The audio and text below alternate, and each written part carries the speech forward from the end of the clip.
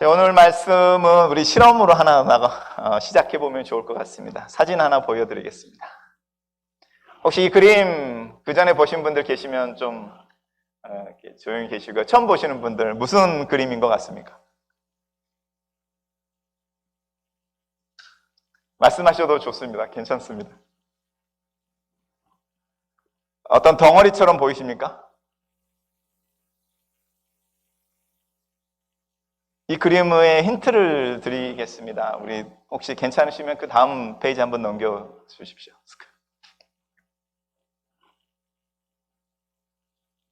파워포인트를 계속 넘기셔야지 됩니다. 네. 이 그림은 소의 그림입니다. 지금 동그라미 쳐져 있는 부분, 파워포인트 계속 넘기면 동그라미가 쳐질 텐데요. 귀의 부분입니다. 보이시나요? 귀? 안 보이시나요? 자, 그 밑으로 내려오면 눈입니다. 눈 보이시나요? 한 반대쪽도 눈인 거죠. 그리고 밑으로 내려와 보면 저게 코, 입이라는 거 알 수 있습니다. 한 번 더 주시면, 네. 지금은 보이시나요? 소의 그림이 보이시나요? 아직도 안 보이십니까? 보이시는 분 손 한번 들어보시겠어요? 네. 안 보이시는 분 손 한번 들어보시겠어요? 예전부터 알고 있었다. 네. 제일 처음에 보여지는 그림은 덩어리 그림입니다. 보이지 않습니다. 여러분 중에 아직도 못 보시는 분들이 계셔서 제가 설교를 해갈 때 나중에 적용할 때 상처받지 않으셔야 되는 내용이 좀 있어서 미리 양해를 구합니다. 근데 이 그림이 소로 보이시는 분들이 있습니다. 제가 설명하는 중에 저 그림이 소였구나. 파워포인트에 포인트가 다 지워져도 여러분 다시 이 그림을 볼 때 맨 처음에 봤던 그 그림으로 결코 돌아가지 않습니다. 여러분이 이 그림을 수십 번을 수백 번을 봐도 이미 여러분은 소입니다. 그래서 맨 처음에 봤을 때 이 그림이 뭐지? 라고 하는 그 상태로는 여러분 절대로 돌아갈 수가 없습니다. 뇌에서 뭔가를 알아차리는 것에 대한 이야기를 합니다.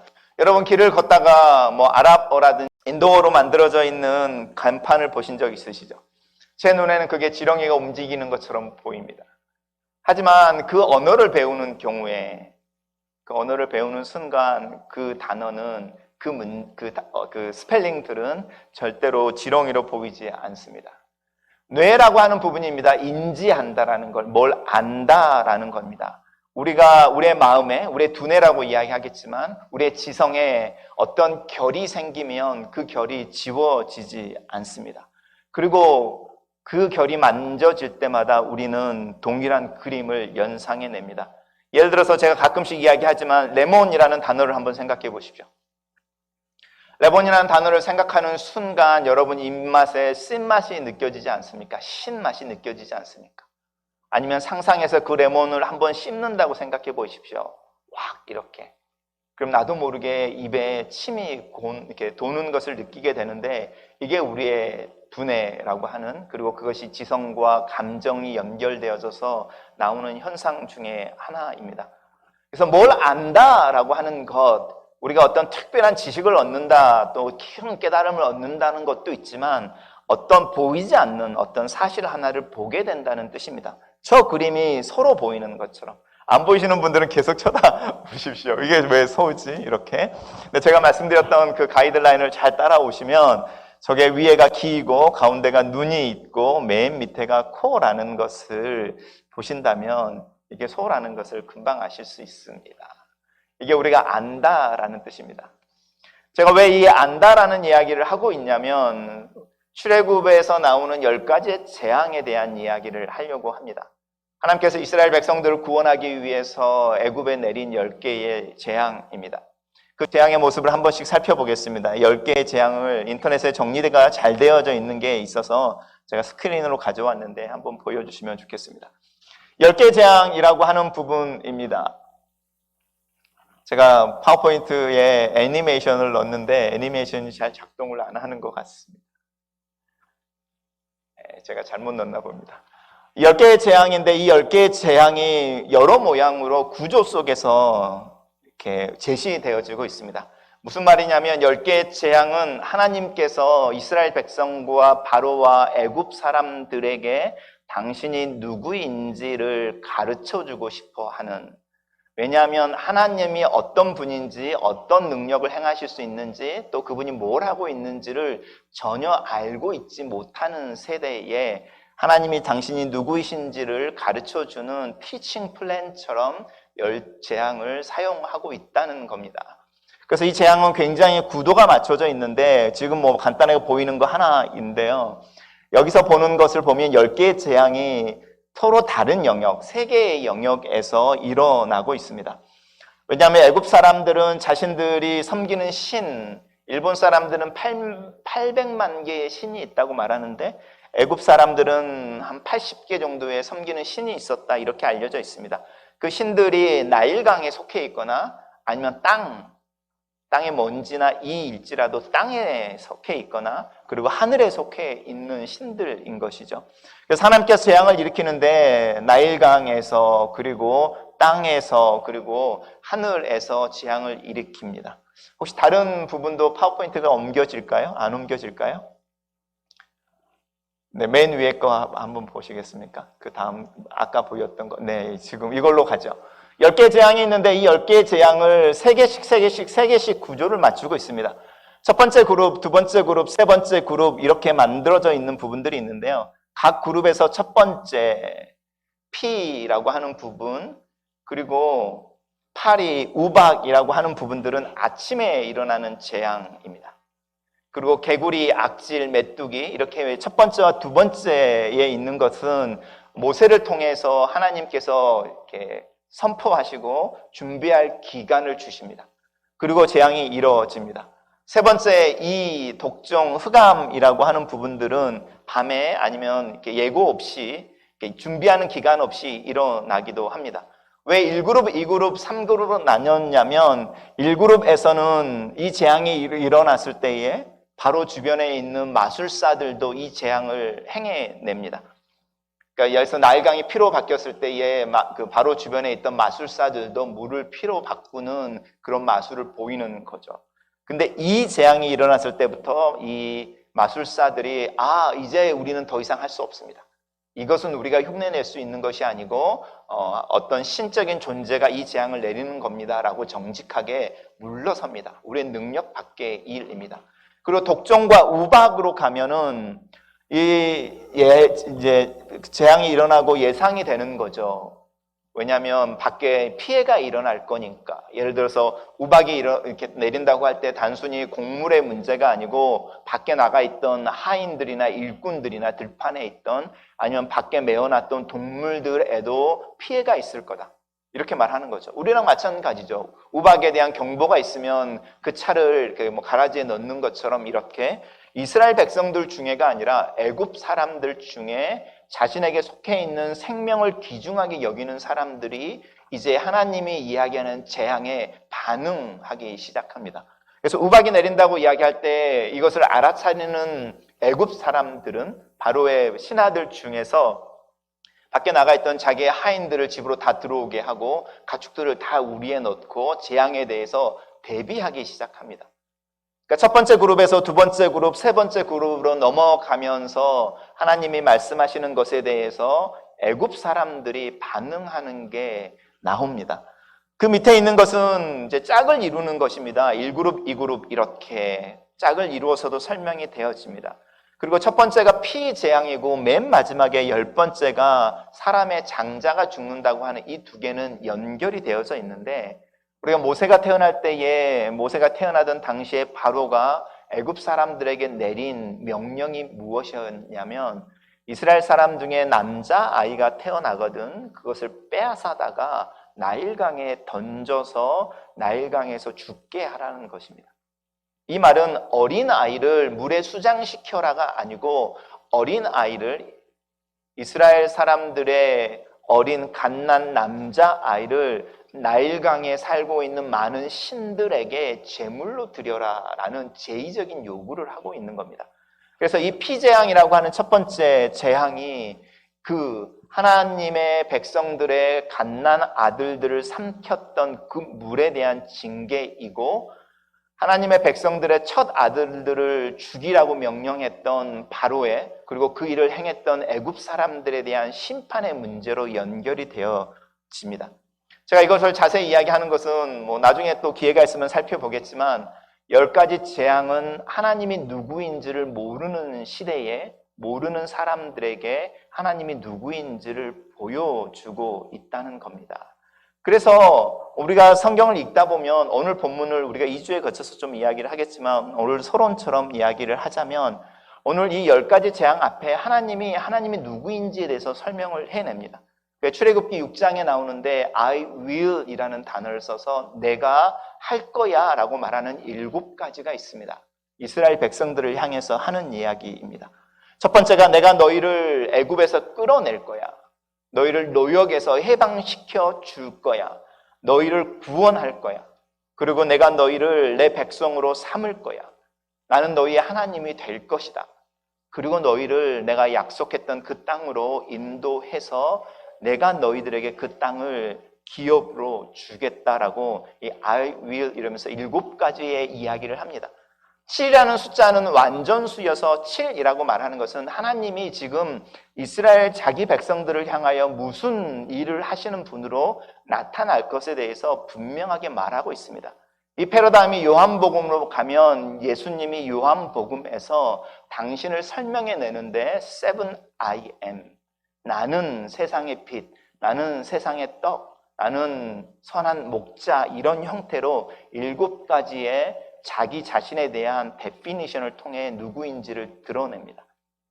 I will 이렇게 말하는 부분 이스라엘 백성들도 하나님이 누구인지 모르는 거죠. 사실은 모세도 하나님이 어떤 분이신지 몰라서 끊임없이 하나님에게 당신의 이름이 무엇입니까? 라고 묻고 있습니다. 이게 우리가 신앙생활을 할 때의 스탠스가 다른 부분입니다. 우리는 하나님을 이미 알고 있다고 생각하는 경향이 있습니다. 그렇지 않나요? 하느님이라는 단어가 굉장히 익숙해서 수천 년 전부터 우리 조상들이 섬기고 예배했던 신과 같은 그런 느낌이 있습니다. 그런데 잘 생각해 보십시오. 우리가 하느님을 듣기 시작한 게 우리 역사 속에 얼마인지. 그리고 우리는 우리의 집안으로 넘어와서 길면은 할머니일 거고 특별히 은혜가 있으신 분들은 4대이지만 그래도 3대 아니면 사실은 제가 저희 집의 first generation인 거죠. 크리스찬으로서. 그리고 저희 아이 아니면 저 때문에 저희 아버지가 예수를 믿었지만 결국은 저 때문에 믿은 거니까 3대가 믿는다고 말할 수는 없는 그런 상태에서 하나님을 믿고 있는데 우리는 하나님을 다 아는 것처럼 말하는 겁니다. 근데 하나님을 우리는 모르고 있습니다. 그래서 우리가 하나님 당신은 누구십니까? 라는 질문을 던질 때에 모세에게 대답해 주시는 하나님, 그 하나님이 뭐라고 대답하냐면 나는 스스로 있는 자. 너희들이 규명하거나 너희들이 나를 define 한다고 하는 이름을 짓는 게 아니고 내가 누구인지를 내가 스스로 보여주는 존재라는 겁니다. 우리가 유물을 발견하거나 물건을 만들어내거나 뭐 화학적인 발견할 때 그 발명자들이 이름을 붙이는 것이고 우리가 아이가 태어날 때 부모나 할아버지가 이름을 짓는 이유는 이렇게 기원이 됐다는 거죠. 그것을 먼저 알아차리고 존재하게 만들었고 하나님에 대해서는 우리가 이름을 붙일 수가 없는 거라는 겁니다. 하나님이 그렇게 이야기하시는 거죠. 그게 나는 스스로 있는 자라는 뜻입니다. 근데 우리는 나는 스스로 있는 자라고 말하는 이 단어를 어떻게 발음하는지를 사실은 모르고 있습니다. 제가 어렸을 때 목사님들이 하나님을 여호와라고 가르쳤습니다. 하나님의 이름은 여호와, 여호와라고 부르십시오. 여호와 하나님 이렇게 부릅니다. 우리 찬송가에도 여호와 하나님이라는 단어를 씁니다. 여러분 요즘 성경을 잘 읽어보시고 새로 번역되어진 성경을 읽으시거나 목사님들의 설교를 들으시면 요즘 나이 드신 특별한 몇 분들 빼놓고는 여호와라고 하나님을 거의 부르지 않습니다. 지금 뭐라고 하나님의 이름을 부르시는지 아십니까? 많은 사람들이 소위 말하는 저처럼 공부했다고 하는 목사들이 야훼라고 부릅니다. 우리는 모르죠. 왜 하나님의 이름이 바뀌어버렸지? 여호와에서 야훼로. 제가 신앙생활을 하면서 이 변화가 있는데 제가 성도들로부터 이 변화에 대한 질문을 한 번도 못 받아봤습니다. 내가 어릴 때 교회에서 하나님을 여호와 하나님이라고 불렀는데 왜 당신은 야훼 하나님 이렇게 말씀하십니까? 이 질문 한 번도 못 받아봤습니다. 포인트는요.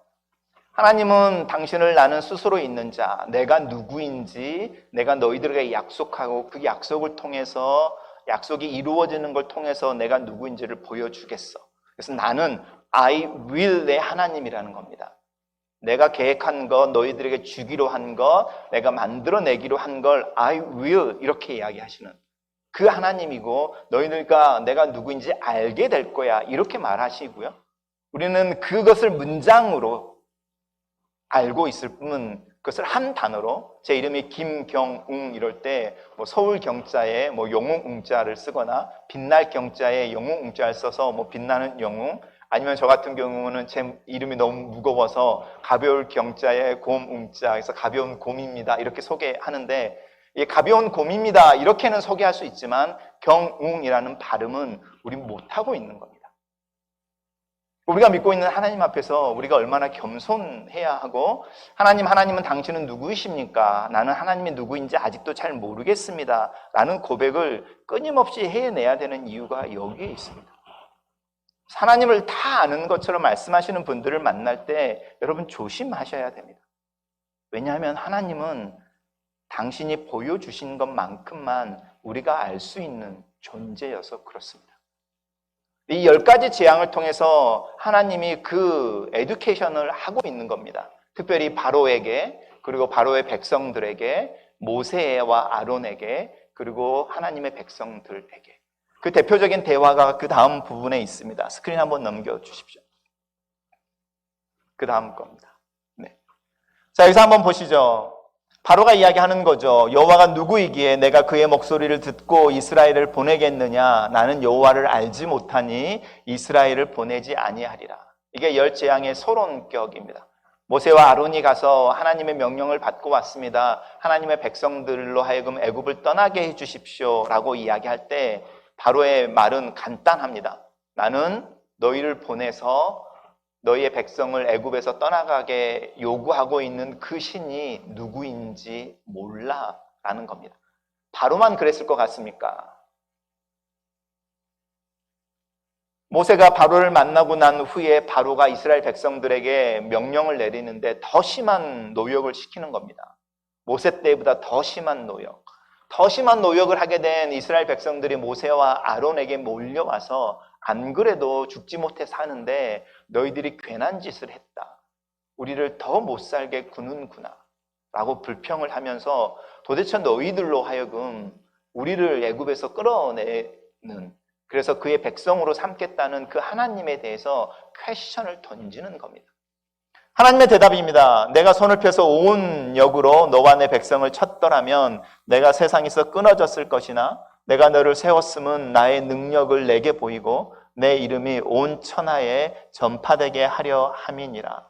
너와 내 백성이라고 하는 부분은 바로와 이스라엘 백성들이 아니라 바로와 애굽 백성들을 의미합니다. 다니엘로 가면 이 논리가 구체적으로 증거되어지고 있습니다. 하나님은 뭐라고 말씀하시냐면 너는 네가 섬기는 신 매일같이 나일강에 가서 목욕을 하고 내 자손들의 내 백성들의 갓난 아이들을 제물로 바쳤던 그 나일강의 신들이 너를 왕으로 세웠을 거라고 믿지만 내가 너를 애굽의 왕으로 세웠고 내가 I will 하나님으로서 너를 통해 이루고 싶어하는 계획이 있어서 그렇다는 겁니다. 그리고 그걸 보여주겠다고 이야기하면서 재앙이 하나씩 시작됩니다. 이 10가지 재앙은 20일, 한 달이 채 안 되는 기간 동안에 일어난 재앙입니다.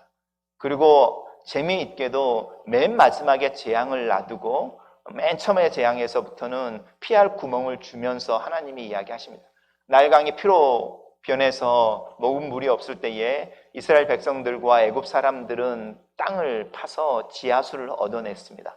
아니면 나일강에서 좀 더 떨어진 곳에 우물을 파서 나일강 물이 땅을 흘러서 이렇게 흘러오는 동안에 이렇게 정수가 되어져서 정수가 된 물을 먹게 이렇게 허용하십니다.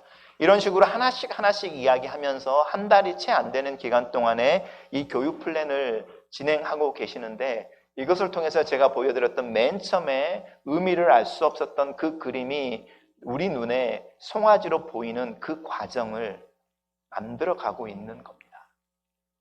그러면 우리가 이 10가지 재앙을 볼 때에 우리는 어디서부터 시작해야 하냐면 바로와 모세와 이스라엘 백성들과 애굽 백성들과 동일한 선상에서 우리는 하나님이 누구인지 모르는, 여러분 맨 처음에 흑백과 이렇게 흑백의 그림으로 그림 덩어리만 보였던 그 그림과 같은 상태에서 하나님에 대해서 알아가야 하는 겁니다.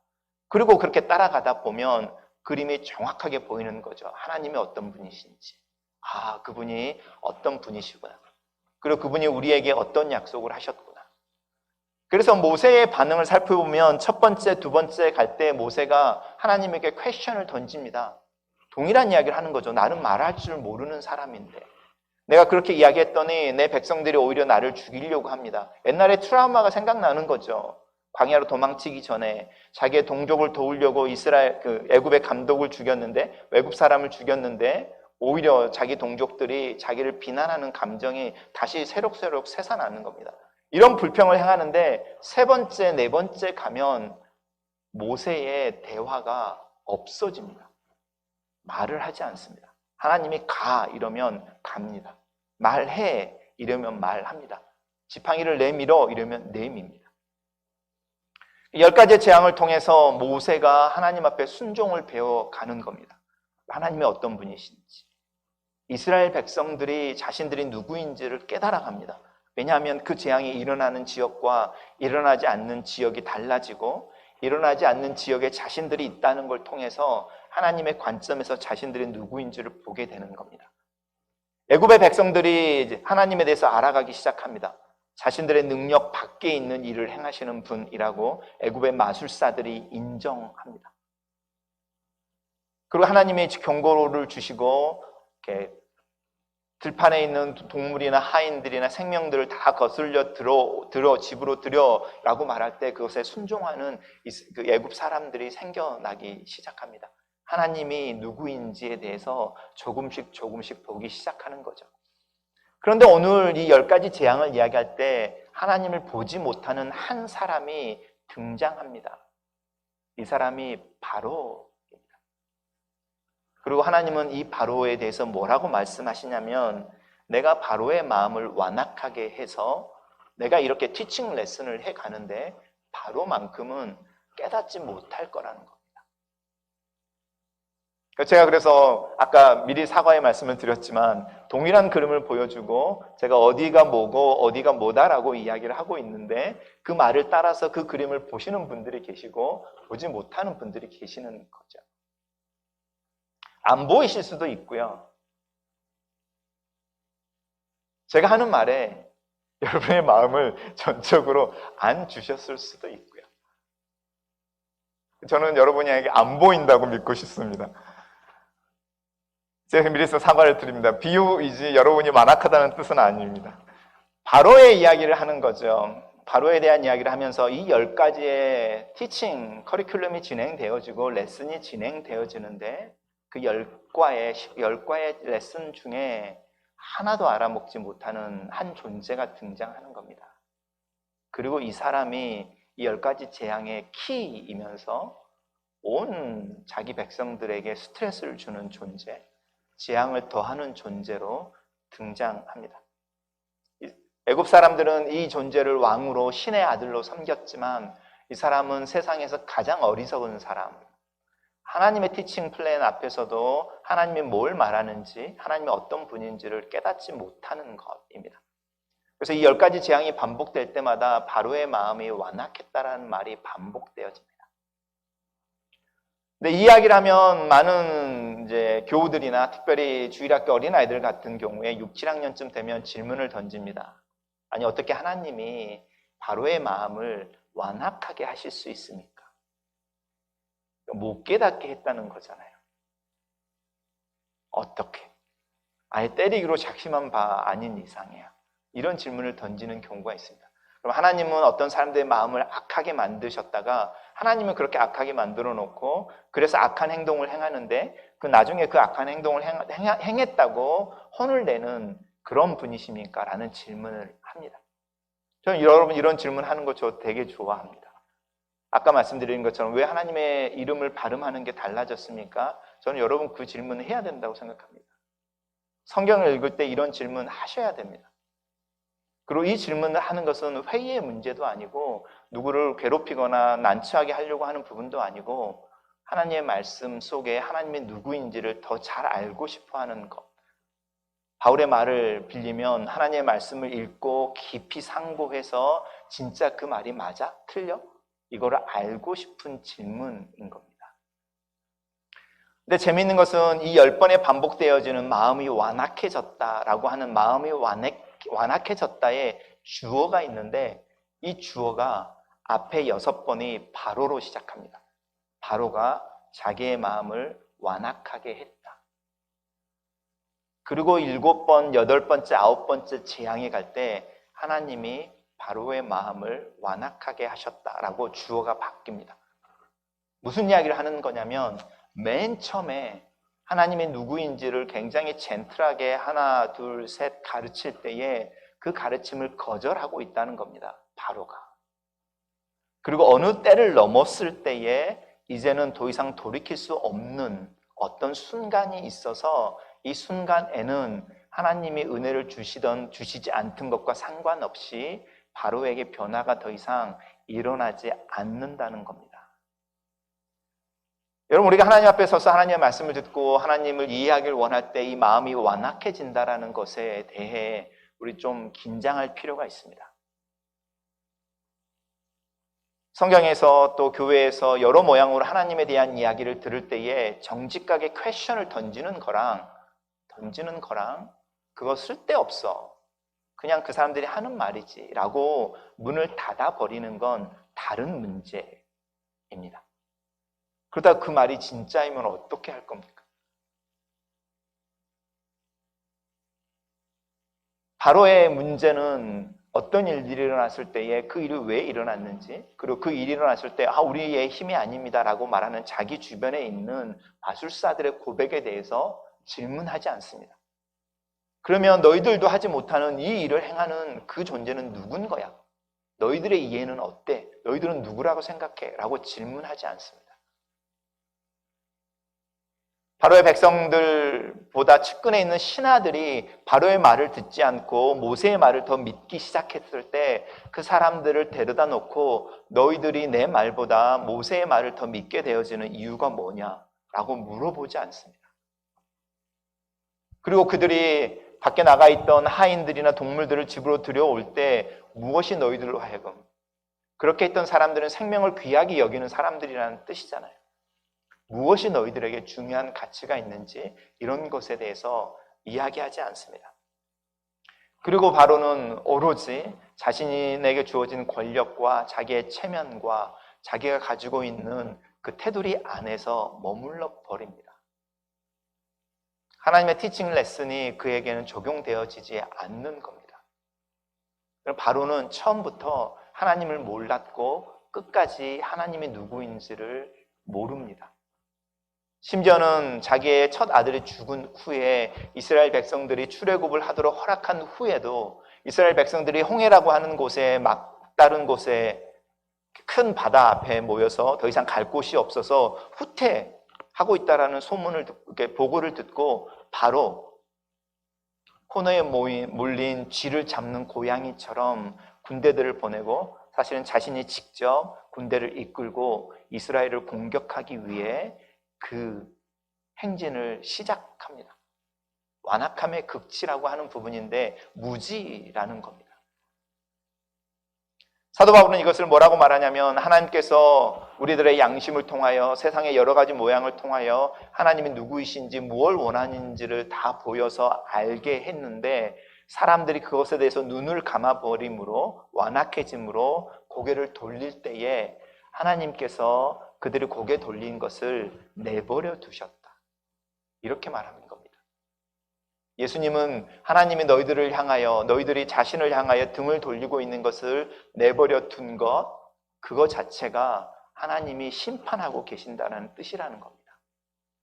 그래서 이 세상은 이미 심판을 받은 것이고 심판 안에 있는 것이고 그래서 우리가 나중에 이야기를 하지만 우리는 이미 우리의 인생이 충분히 고달픈 상황에서 살고 있는 것에 대한 이야기를 합니다. 말씀을 좀 정리해 보려고 합니다. 제가 오늘 말씀을 통해서 여러분과 나누고 싶어 하는 몇 가지 질문이 있습니다. 첫 번째, 여러분 하나님이 보이십니까? 하나님에 대해서 알고 있습니까?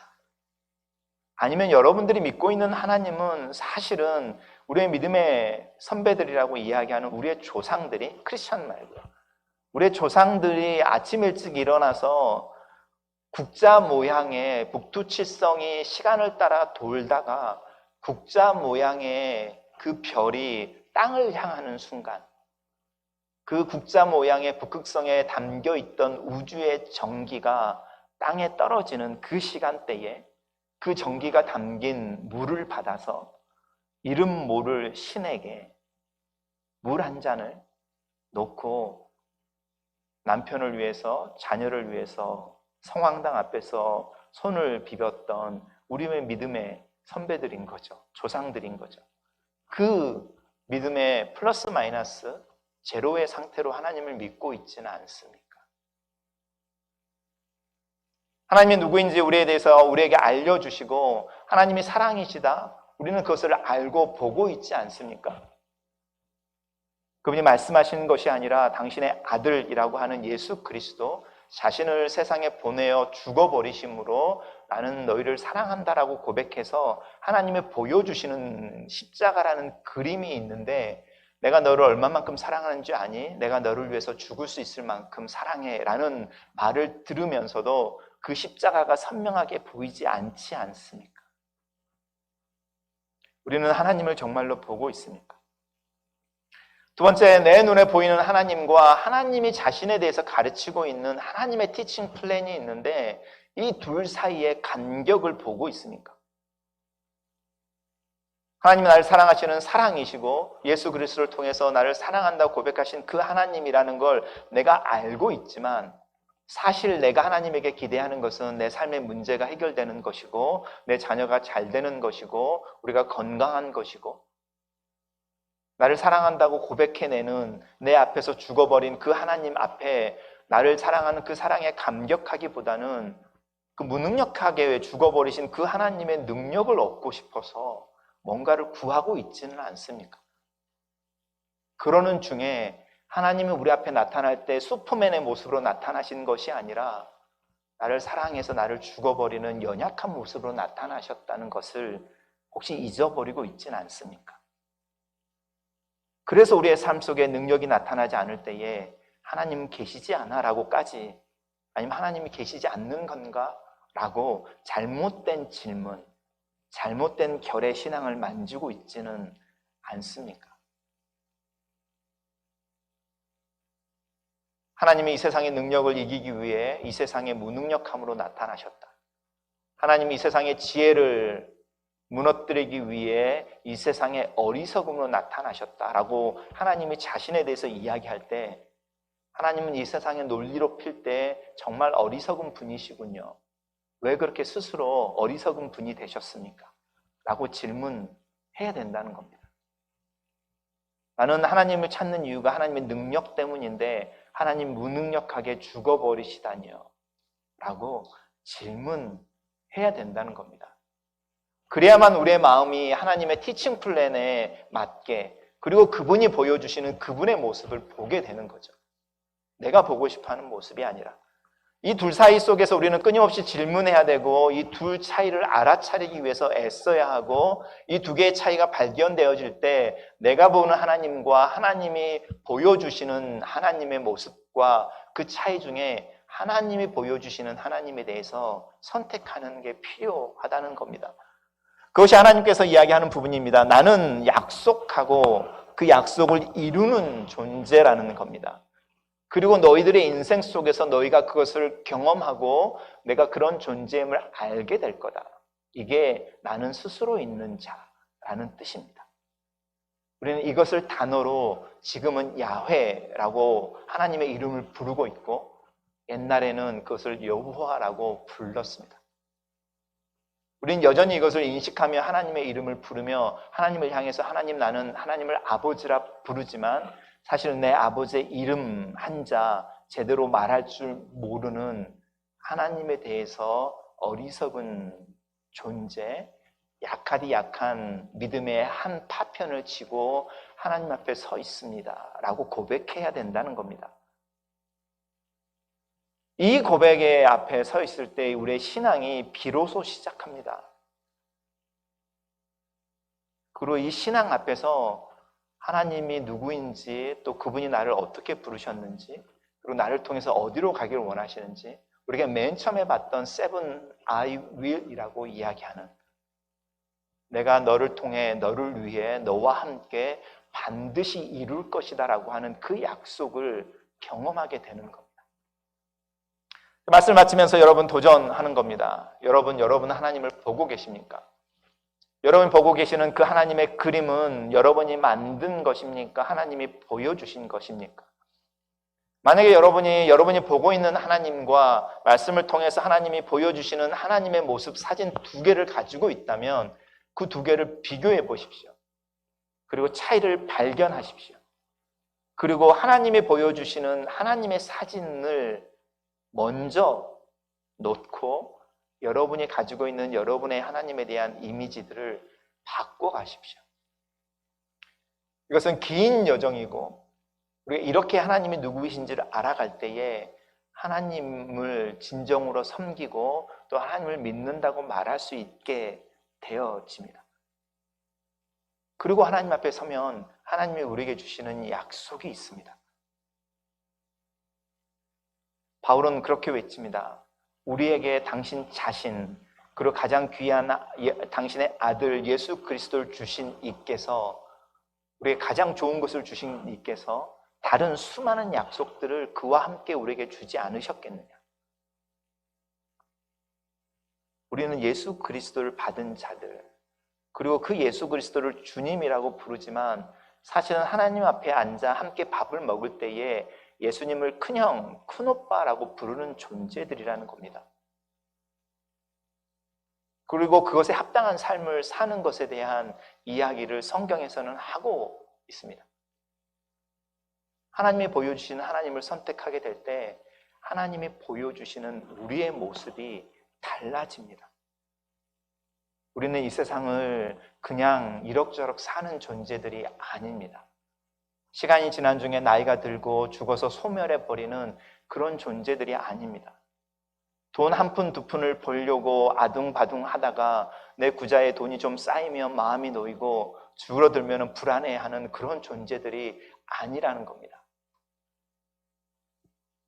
내가 없는 것은 돈이지만 내가 누구인지 그것은 잊어버릴 수 없다고 이야기하는, 어쩌면 이 세상 사람들이 이야기하는 말로 허세를 부리면서 살아갈 수 있는, 내가 누군 줄 알아? 이렇게 말하면서 이 세상을 살아가는 존재들로 부름을 받았다라는 겁니다.